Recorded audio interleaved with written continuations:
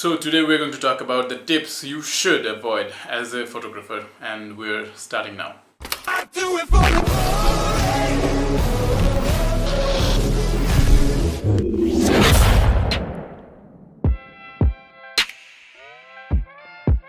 So the first tip you should avoid is shooting in golden hour.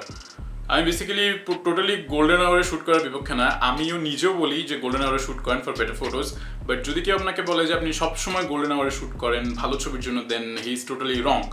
এই টিপটা basically avoid করাই better, cause golden hour হচ্ছে আমাদের দিনের একটা স্পেসিফিক পিরিয়ড অফ টাইম। এখন এই টাইমে আপনার খুব ভালো লাইটিং পাওয়া যায়, খুব গোল্ডেন বা অরেঞ্জ শেডের খুব ভালো লাইটিং পাওয়া যায়, অ্যান্ড ল্যান্ডস্কেপ ফটোগ্রাফি বলেন বা স্ট্রিট ফটোগ্রাফি বলেন, এই সময় দেখতে অনেক সুন্দর লাগে। বাট আপনি জাস্ট গোল্ডেন আওয়ারে শ্যুট করলে আপনি জাস্ট ওই সময়কার স্টোরিগুলো পাচ্ছেন, অ্যান্ড বাকি যে দিনের বাকি সময়ে যে স্টোরিগুলো হচ্ছে সেই স্টোরিগুলো পাচ্ছেন না। আপনি হয়তো বা দুপুরবেলা শ্যুট করলে বা সকালবেলা শ্যুট করলে বা অন্যান্য দিনের অন্যান্য টাইমে শ্যুট করলে আপনি অন্য ধরনের লাইটিং পাবেন, অন্য ধরনের ড্রামাটিক এফেক্ট পাবেন।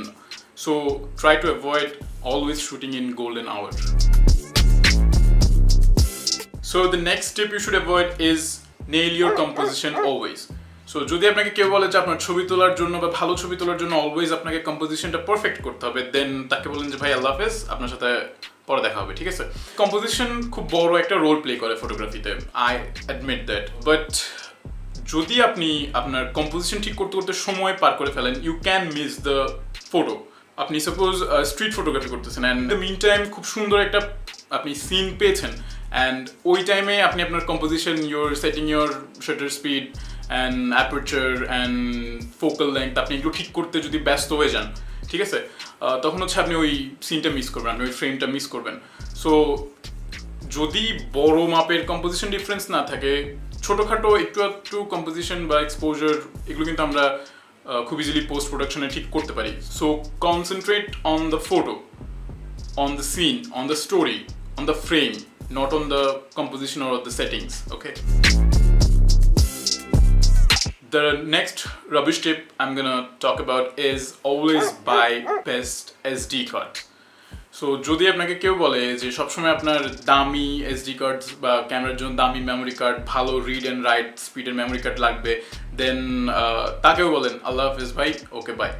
So the thing is, SD কার্ডের read and write speed depend করে আপনার প্রেফারেন্সের উপরে। আপনি যদি সাপোজ ভিডিও শ্যুট করেন, দেন আপনার ভালো রিড অ্যান্ড রাইট স্পিডের একটা মেমোরি কার্ড লাগবে। আবার আপনি যদি এইচডি শ্যুট করেন অ্যান্ড আপনি যদি 4K শ্যুট করেন, এই দুটোর মধ্যেও কিন্তু 4K শ্যুট করলে আপনার আরও বেশি রিড অ্যান্ড রাইটের স্পিড লাগবে। But if you are just taking photos, and by photos I mean যে আপনি ইউ নট শুটিং স্পোর্টস, আপনি স্পোর্টস ফটোগ্রাফি করতেছেন না, আপনি normal just day to day photograph তুলতেছেন, আপনি ছোটো মানে normal day to day street photography করতেছেন, পোর্ট্রেটস তুলতেছেন, ল্যান্ডস্কেপ তুলতেছেন, then you don't need a good SD card যেটা রিড অ্যান্ড রাইট স্পিড অনেক বেশি হবে। অ্যান্ড আমি বলবো যে সেই এসডি কার্ডের ক্ষেত্রে যে টাকাটা আপনি বাঁচাতে পারবেন, সেই টাকাটা হয়তো বা লেন্সে বা অন্য কোনো ইকুইপমেন্টে আপনি ইনভেস্ট করুন, that will be much more beneficial for you.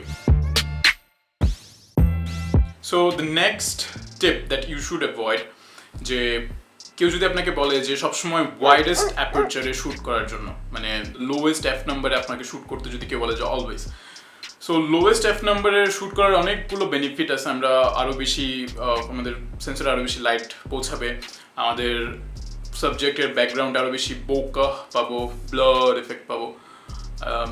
But এটার কিন্তু কিছু ফলসও আছে, কিছু প্রবলেমসও আছে, যেগুলো অ্যাজ এ বিগিনার আমি নিজে ফেস করেছেন, and I know most of you are facing them. The number one problem is depth of field. আপনি যে ফোকাসের যে এরিয়া, ফোকাস এরিয়াটা খুব কম পান যখন আপনার প্রচুর নাম্বার কম থাকে, লাইক 1.4, 1.8, আপনি হচ্ছে তখন আপনার ফোকাস এরিয়াটা খুব কম পান। অ্যান্ড ওই টাইমে হয় কি, জাস্ট বিকজ যদি সাবজেক্ট একটু নড়ে আসে বা সাবজেক্ট একটু সামনে বা পিছনে চলে যায়, একটু মুভমেন্ট করে, আপনি যদি একটু মুভমেন্ট করেন, আপনার হচ্ছে ফোকাসটা মিস হয়ে যায়। অ্যান্ড ফোকাস মিস বা মিসফোকাসড ছবি কিন্তু it's not that much good, simple কথা। অ্যান্ড সেকেন্ড প্রবলেম ইজ যে একটা লেন্সের সবচেয়ে কম এফ নাম্বারের অ্যাপারচারে কিন্তু লেন্সটা তার পটেনশিয়াল ম্যাক্স কোয়ালিটি আপনাকে প্রোভাইড করতে পারে না, শার্পনেসে একটু প্রবলেম থাকে।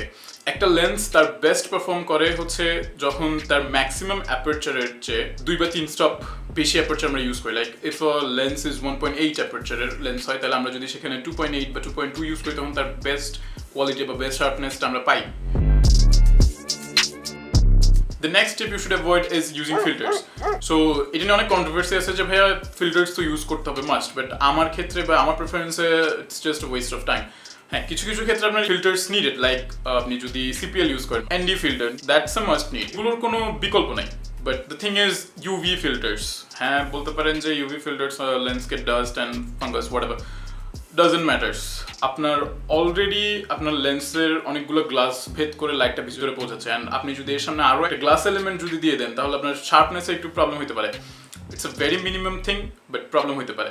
And the other thing is যে অন্য ধরনের ফিল্টারগুলো, ধরনের এফেক্ট ক্রিয়েট করার ফিল্টার আছে, I will tell you to avoid this, because আপনি কিন্তু এই কাজটা আপনি লাইট রুমে বা আপনার পোস্ট প্রোডাকশন যে কোনো সফটওয়্যারে ইজিলি করতে পারবেন। সো ছবি তোলার সময় ফিল্টার চেঞ্জ করার যে টাইমটা ওয়েস্ট হয়, সেই টাইমটা ওয়েস্ট না করে আমি বলবো যে আপনি আরও আপনার কম্পোজিশনটা বা আপনার ফ্রেমিংটা ডেভেলপ করতে আপনি টাইম প্রোভাইড করেন।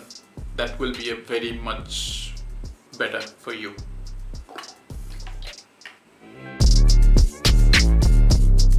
And the next rubbish thing, it is the most pathetic tip I've ever heard, যে pick a style for your photography. এখন বিগিনিং এর দিকে যখন ইউর এ বিগিনার ফটোগ্রাফার, এটা আমার ক্ষেত্রে হয়েছে যে আমি নিজেই ফেস করেছি যে যার কাছে বলা যায় I was taking some advice from a photographer, a very renowned photographer. So সে আমাকে বলেছে যে যদি ফটোগ্রাফিতে শাইন করতে হয় বা if you want to be a good photographer, তোমার একটা নিশ, একটা জনরা বা একটা নিজের একটা স্পেসিফিক স্টাইল তোমার পিক করতে হবে। And now the thing is style in photography, আপনি যে ফটোগ্রাফিতে নিজের একটা স্টাইল ফাইন্ড করবেন, that's a very tough thing as a beginner.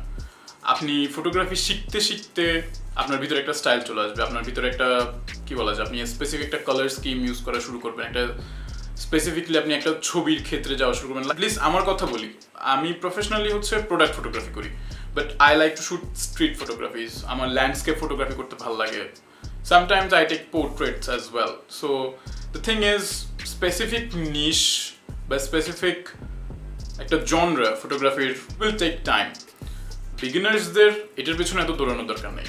অনেক বছর অনেক কিছু ট্রাই করার পরে যখন আপনি স্পেসিফিকলি একটা জনরা আপনি বেছে নেবেন, লাইক আমি শুধু স্ট্রিট ফটোগ্রাফি করবো, আমার অন্য ফটোগ্রাফি ভালো লাগতেছে না, দেন আপনি একটা নিশ আপনি বেছে নিতে পারেন, একটা জনরা আপনি বেছে নিতে পারেন। অ্যান্ড এরপরে ছবিতে স্পেসিফিক কিছু কালার্স ইউজ করতে চান, স্পেসিফিক কিছু কালার্স ইউজ করতে চান না, আপনার ছবিটা বেশি মুডি বা বেশি ফ্ল্যাট, এই ধরনের কিছু জিনিস যখন আপনি প্রত্যেকটা ছবিতে অ্যাপ্লাই কিভাবে করে আপনি এই জিনিসগুলো যখন শিখবেন, তখন আপনি নিজের একটা স্পেসিফিক স্টাইল আপনি তখন ক্রিয়েট করতে পারবেন। সো অ্যাজ এ বিগিনার এগুলোর পিছনে দৌড়ানোর দরকার নাই, just concentrate on your photography. And the last tip যেটা নিয়ে আজকে কথা বলবো, that is use a tripod or try to use a tripod as more as possible.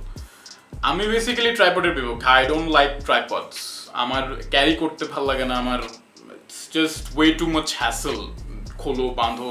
So ট্রাইপডের কিছু ভালো দিক আছে, বাট ইটস অনলি নিডেড যখন হচ্ছে আপনি লো লাইট ফটোগ্রাফি করছেন বা আপনি হচ্ছে লং এক্সপোজার ফটোগ্রাফি করছেন, তখন আপনার দরকার। বাট তাছাড়া মোস্ট অফ দ্য টাইম আমরা দিনের বেলা ছবি তুলতেছি, তখন হচ্ছে ট্রাইপড ইউজ না করাই, বিকজ আপনি সন্ধ্যার টাইমে বা লো লাইট সিচুয়েশনে একটা সিন আপনি একটা ফ্রেম পাইলেন, it's a very good frame, and এই টাইমে যদি আপনার ট্রাইপড বের করতে হয়, আপনি ট্রাইপড খুললেন, সেট আপ করলেন, ততক্ষণে সিনটা বদলে গেল, তখন কিন্তু আপনি ওই ফ্রেমটা পাচ্ছেন না।